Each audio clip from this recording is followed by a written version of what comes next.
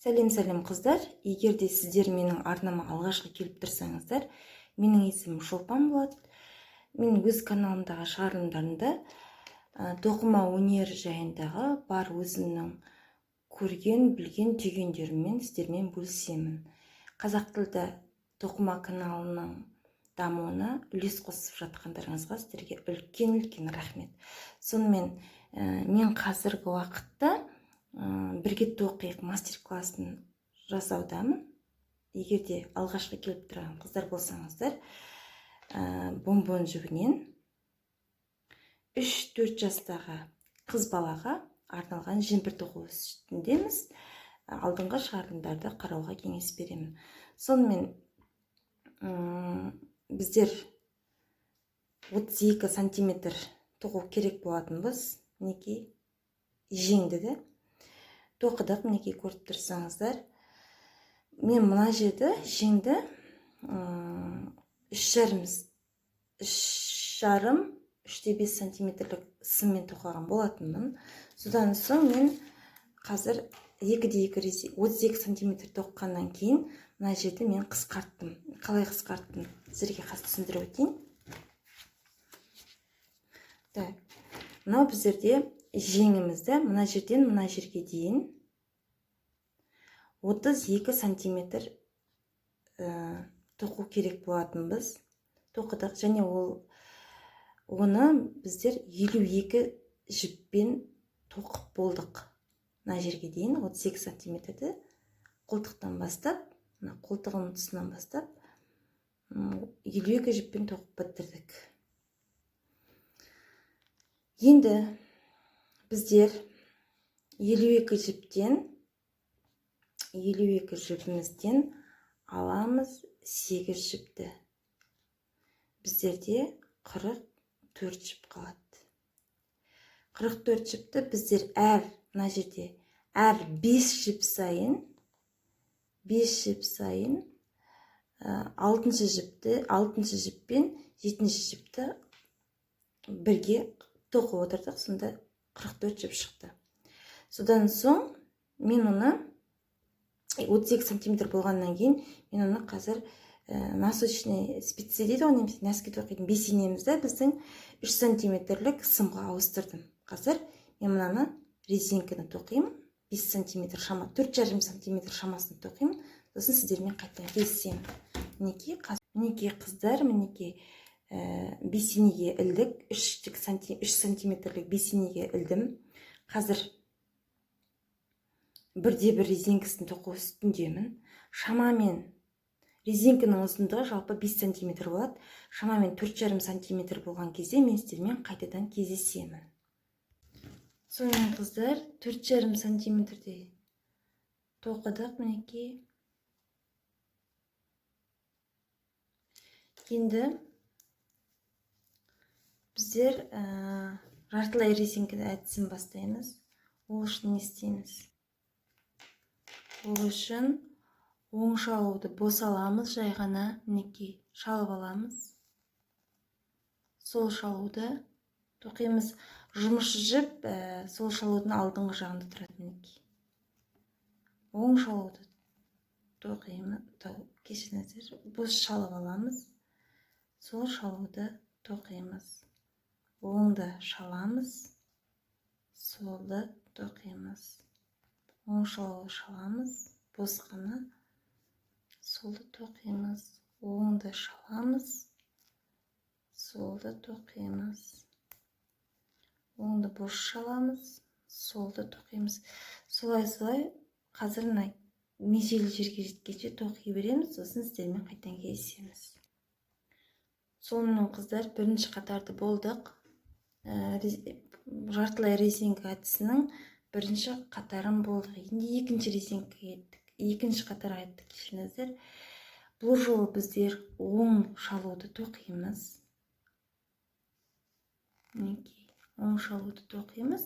Сол шалуды босқана шалып аламыз. Мұқият қараңыздар, жұмысшы біздің алдыңғы жағымызда болады. Жіп, жұмысшы шалудың алдыңғы жағында тұрады.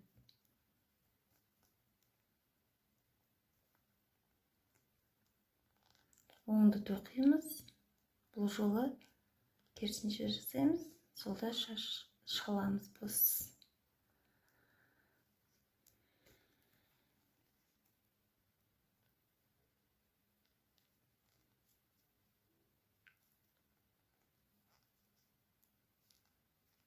Жұмыс бос шалған уақытта оны теріс шалудың алдында тұрады.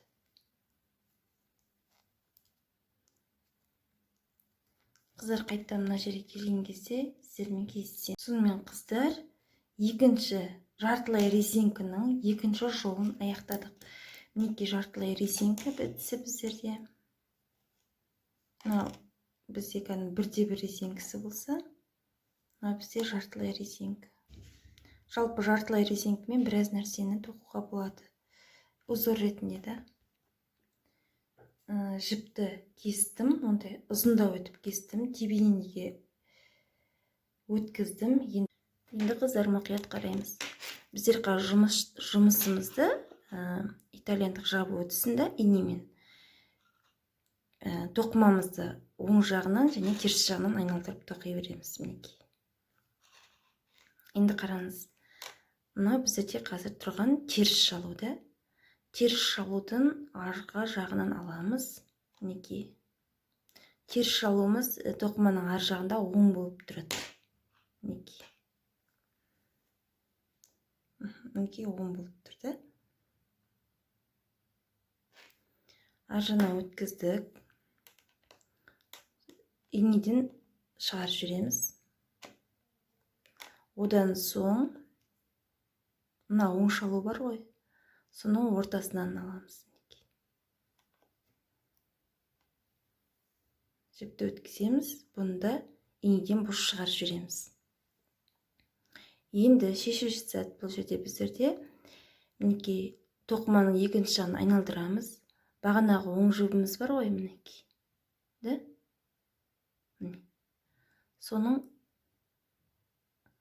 ортасынан бір шетін аламыз. Содан соң мінекей фокус көрінді ме? Мына жақтан қарағанда оң шалу бар ғой, соның тағы да ортасынан аламыз. Бірінші бастаған кезде кішкене қиындау болады. Инеден шығарып жүреміз жіпті. Қазір кішкене кейін түсінесіздер. Мінекей.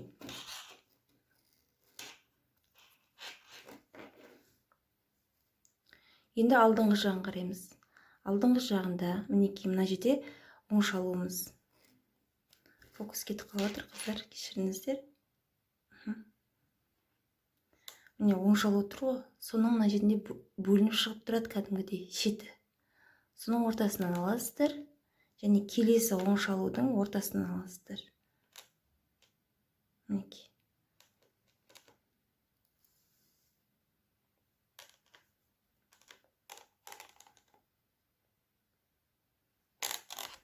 Келесі жіпті тағы да айналдырамыз, тоқымамызды екінші жағын айналдырамыз.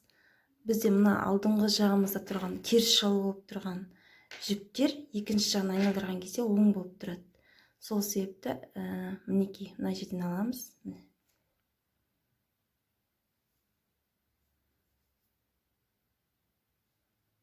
Мінекей ортасынан аламыз және екінші жіптің тағы да ортасынан аламыз, арасын ашып тұрып. Мінекей. Көрінді ғой сіздерге?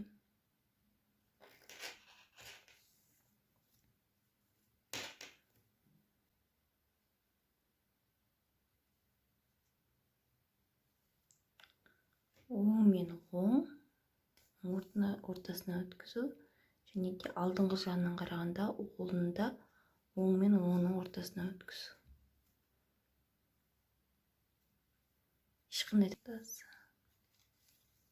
қайталап айтам. Оң жағынан, тоқыманың алдыңғы жағынан да алғанда мінекей оңдарды ілеміз, бірге шаламыз мінекей.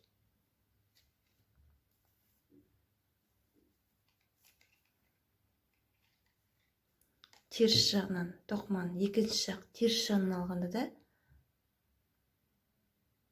олардың да мінекей оң шалуларын бірге аламыз.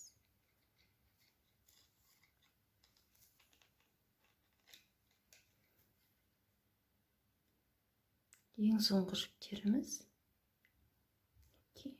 және енді тағы бір жолымыз қалды.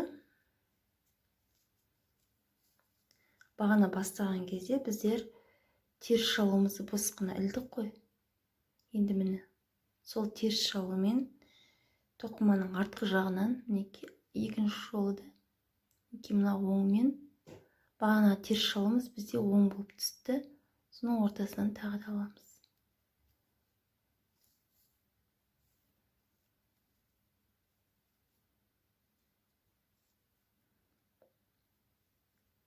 Кішкене аралары жазылып кету үшін мыналарды алып жібереміз.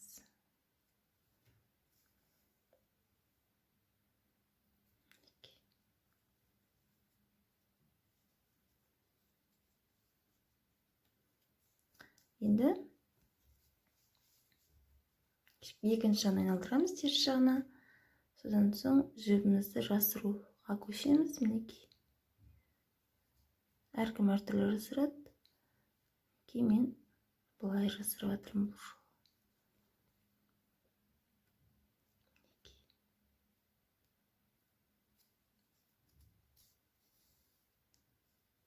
Біздерге не болса да жібіміз босап, жібіміздің шеті тарқатылып кетпесе болды. Болды.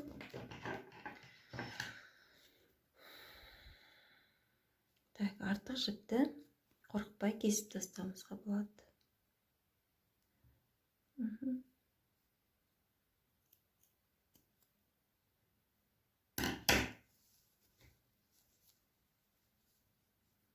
Мінекей мынадай әдемі жабылу болды.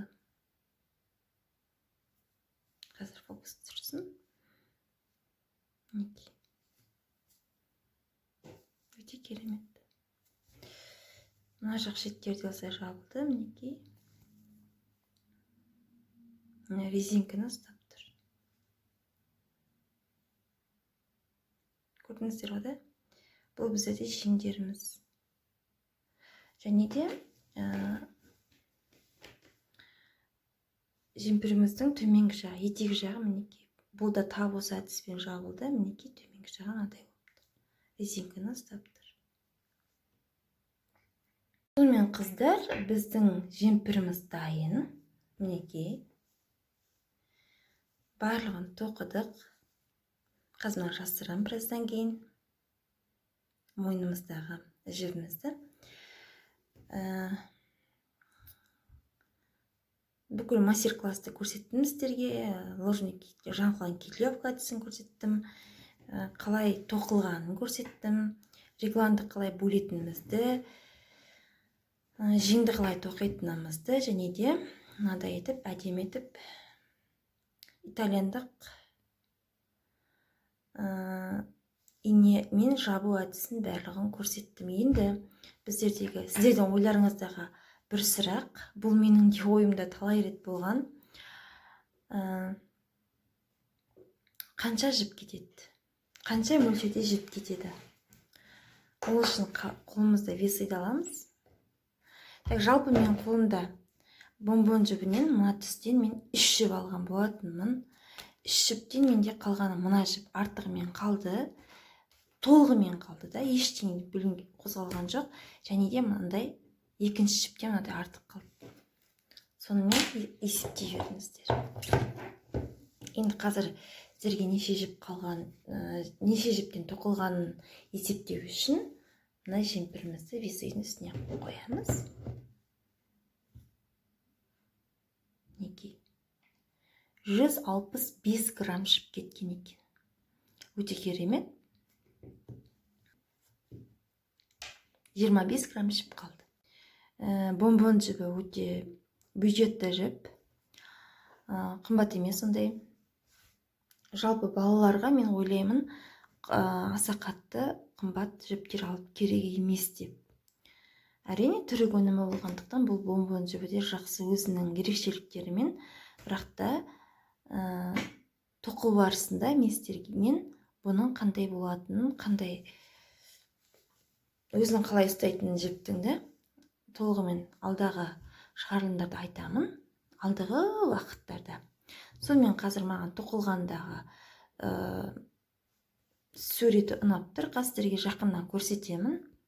Жалпы мінекей тоқылу барысында маған жіптің жатуы ұнады. Әдемі тоқылды, біркелкі. Сонымен қыздар, шығарылым сіздерге ұнаса, өз бағаларыңызды беріңіздер, лайк басыңыздар, арнама жазылыңыздар, қоңырауша басуды міндетті түрде ұмытпаңыздар. Себебі менің әр шығарылым шыққан сайын егер де қоңыраушаны бассаңыз, міндетті түрде сізге хабарлама келіп түседі. Және де мен келесі шығарылымда бұл жемпірге суреттер бір нәрсе жасайын ба, алдына әдемілеп, немесе мына қалған жіптен не жасап, не тоқығаным туралы сіздермен бөлісемін. Сонымен сау болыңыздар. Пока-пока.